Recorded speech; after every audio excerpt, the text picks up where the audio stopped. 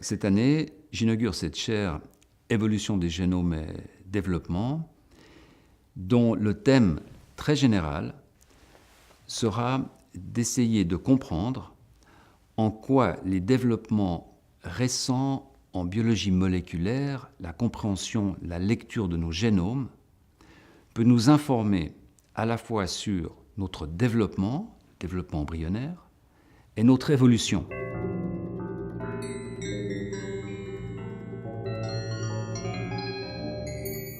J'aimerais d'abord passer quelques années sur des rappels des notions fondamentales du développement, d'où viennent les cellules, comment elles se transforment, comment un organe est construit, et puis ensuite, je rentrerai dans une discussion un peu plus précise sur une catégorie de gènes qui me sont très chers, qui sont ces gènes architectes, qui sont en quelque sorte les maîtres d'œuvre de la construction de l'embryon.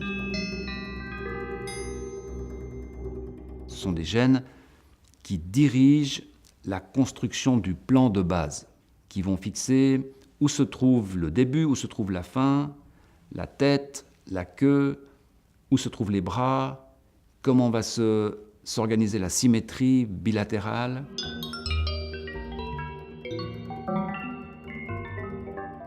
Il y a deux questions très intéressantes qui concernent ces gènes architectes. La première, c'est que font-ils? Comment est-il possible qu'ils influencent la forme d'une structure? La deuxième question, c'est comment le font-ils? Comment sont-ils régulés? Qu'est-ce qui donne le claque de départ? Contrairement aux autres gènes de notre génome, tous ces gènes architectes se trouvent groupés en une série et le groupement décide du temps et de l'espace d'activation.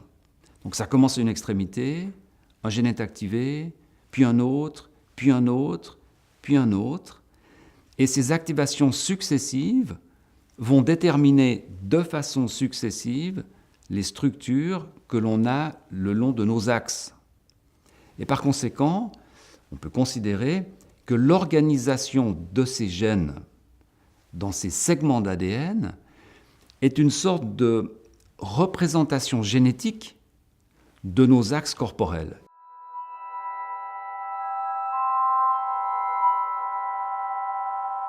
Ce qui est absolument passionnant, c'est que cette organisation est la même chez tous les animaux qui ont une symétrie bilatérale. Donc, les animaux qui ont les deux côtés de leur corps identiques, tous les vertébrés, inclus les mammifères. Donc, tous les animaux à symétrie bilatérale possèdent le même système. Et pourtant, nous sommes très différents les uns des autres. Donc, on a affaire à un système génétique qui donne une information de type très générique.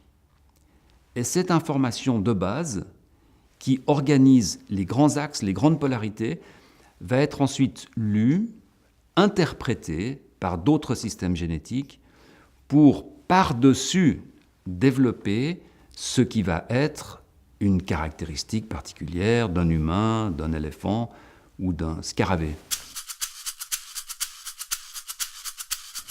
Ces gènes ont eu un autre impact dans la façon dont on appréhende la théorie de l'évolution, qui est que si ces gènes donnent des informations génériques à plusieurs endroits de notre corps, par exemple pour l'axe de notre colonne vertébrale, pour l'axe de nos membres antérieurs, pour l'axe de nos membres postérieurs, pour l'axe de nos intestins, eh bien on se dit qu'en modifiant quelques-uns de ces gènes, on va modifier l'ensemble de tous ces axes, et non pas une petite partie de notre corps après l'autre, comme le suggère une interprétation de la sélection naturelle orthodoxe.